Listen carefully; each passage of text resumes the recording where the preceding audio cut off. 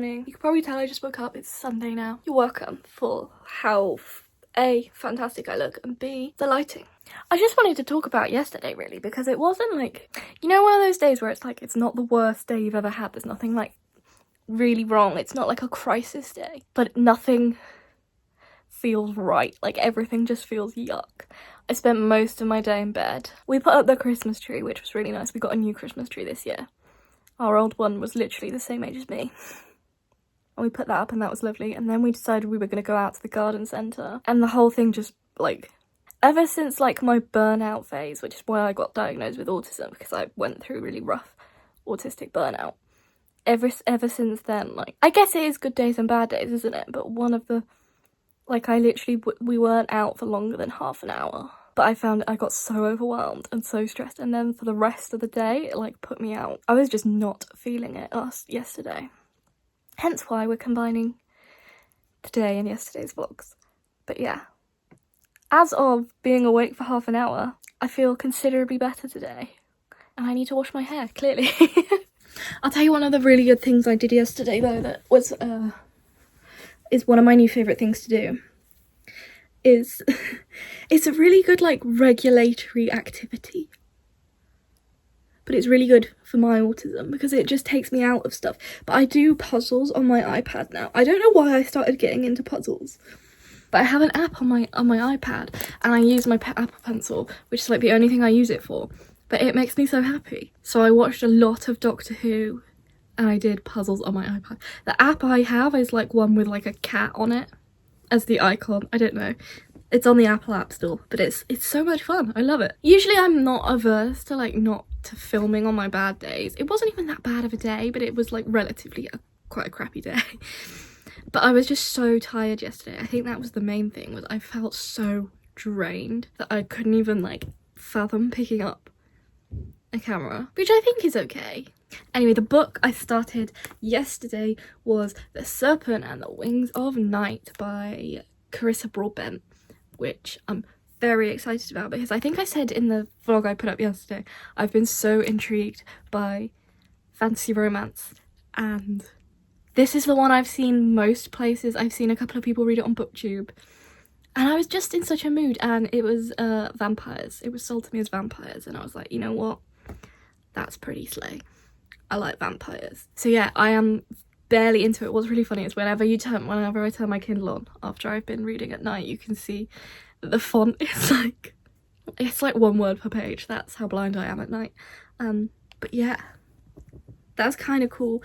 Oh, should we talk about the other books I'm currently reading? Because there's so many. Probably recognise them because they were all from annotating books I've started but haven't got around to finishing yet. So they're all like, I had this great idea that I was gonna finish them all this year so that they'd be like off my Goodreads shelf, and I still really want to do that, but it's gonna take an effort. The first one is obviously House of Mirth, which I wish I'd had the, like, I have to be in a really specific mood to want to annotate a classic. Like, it takes a lot of brain power, and I am really enjoying it. I'm very much enjoying the social commentary of it, and but I started annotating it in like my old annotating method. I'll probably, if you want to see an updated like how I annotate, I can do that in one of these vlogs, because my new method is the one I've been using in One Last Stop, which is like the prettier thematic, rather than like each tab being set across a load of books. I theme them to the book and I match them to the book cover, and it's really slay. So this one is a sapphic magical realism romance. There's a bit of time travel in it. Actually, it's quite Doctor Who. Basically, it's about Jane, who is stuck on the Q train in New York in the 1980s. So I have a tab for all the 80s references. I just love this. But I have to be in the right mood to annotate, and sometimes I get in that mood, but then like my desk is a mess and I'm like, well, I don't want to have to tidy to read my book, you know, so I'm just gonna do something else. But I really do want to get back into it because it is so fun. And then the last one is another one that I'm doing. I started with like my old method of annotation, and that's Twilight. I started this so long ago, but I refuse to put it back on my shelf until I've like annotated the whole book. I'm such a Twilight girly. I read them for the first time in lockdown.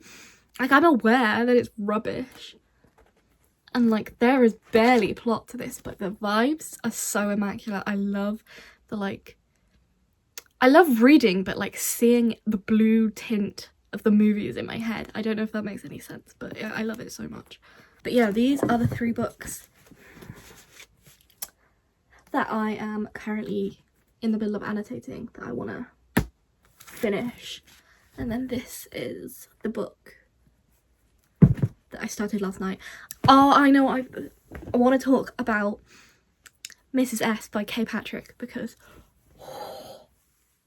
so good, so good. It's been such a long time since a book like genuinely made me want to carry on reading like all through the night, and that one did. I don't know if it's spoilers, but a lot of the time, so I read a lot of age gap, power imbalance, sapphic fiction. So I think I read The Adult and I read, is it called, I think Things We Do in the Dark. Both of them were like sapphic, not romances, they're more literary fiction. There is romance, but like they don't end happily between a college student and a older professor, which like I read them for a reason, you know. But this Mrs. S was the first one I've read where I think it is because the main character was a little bit older. She knows her self-worth. I loved reading that. She knows her self-worth, and by the end of the book she really she manages to get out of the relationship in a really dignified way. I really liked the ending of it. Yeah, and then this like the way, because I know I was complaining a little bit about how stylized it was in the vlog I posted yesterday, and it was difficult to get into at first because of the no speech marks. Like that's the reason I never read Sally Rooney. I tried reading it and it just made my brain hurt.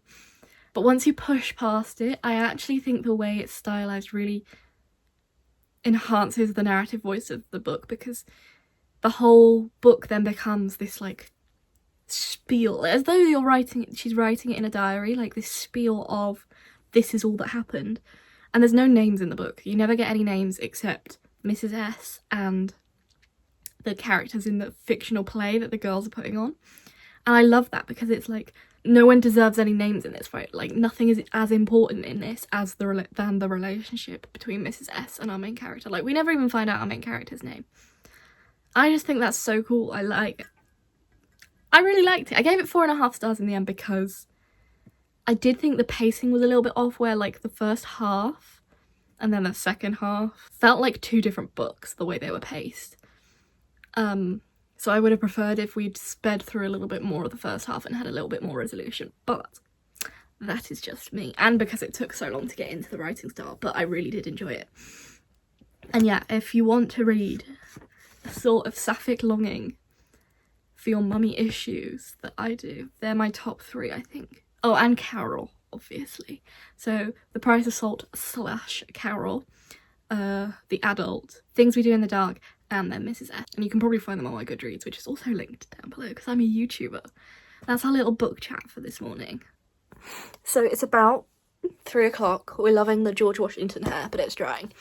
And I am just spending a little quiet time today. I feel like this is what I needed, so I'm spending most of my time in bed. I'm watching, well, I have been watching the snooker UK Championships, which sounds as dreary as my life is, because for some reason Ronnie O'Sullivan has become one of my emotional support white men. So yeah, I'm watching him, and I'm literally just cozy up in bed, and it is lovely.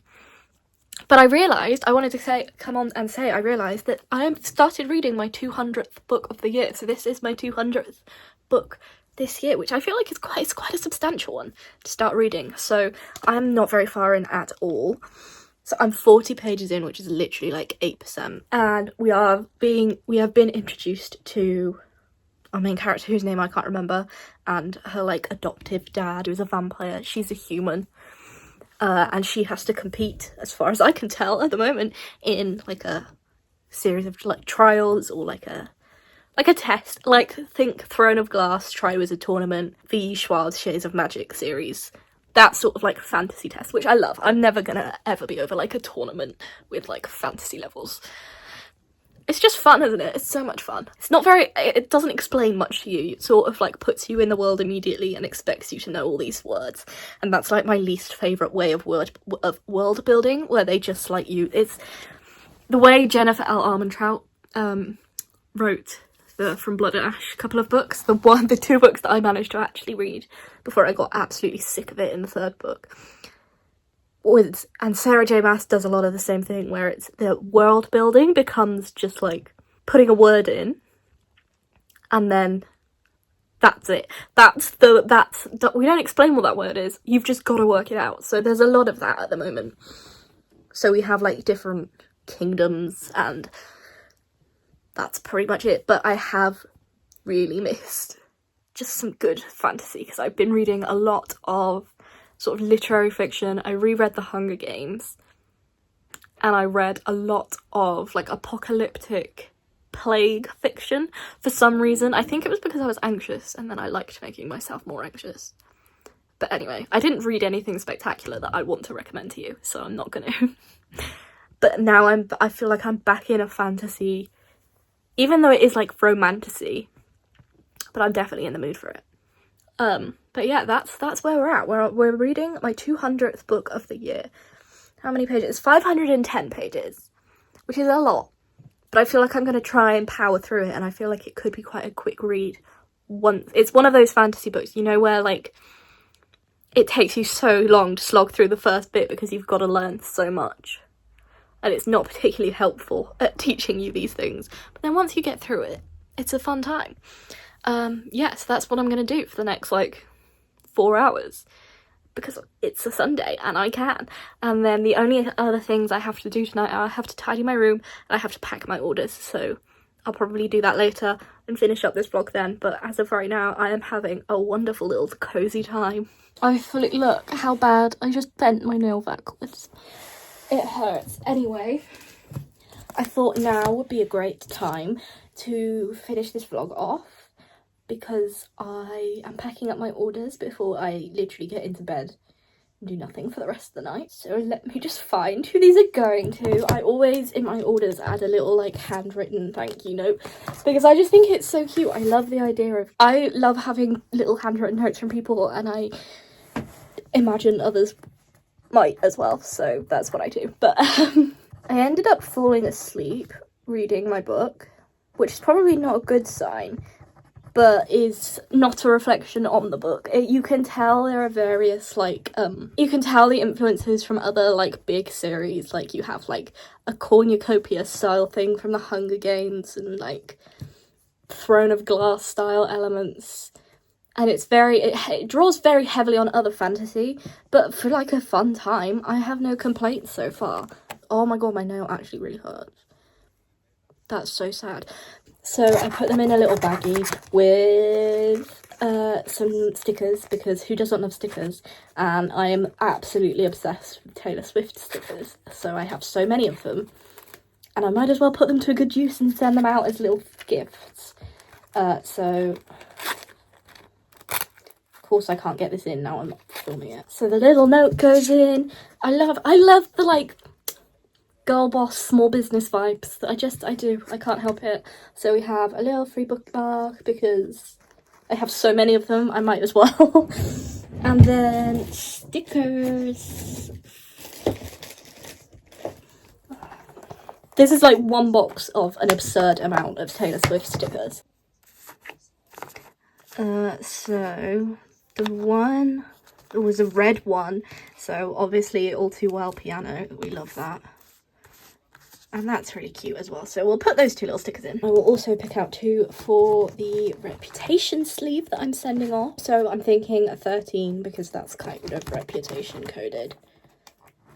And, oh, yeah. Look what you made me do, Throne. Slay. Right, so have my little stickers. So they just go in the bag. And then I just put everything in, like, a mailer that can wrap around twice. And then, because I use click and drop on Royal Mail, they bring the label to me, so I don't have to worry about anything. and I just put them ready to go tomorrow morning, which is excellent. Been another quiet one today. You might be noticing my nail. Jesus, your life is boring. Yes. I can't stop looking at my nail because it really hurts. That's going to be so weak now as well. Ugh.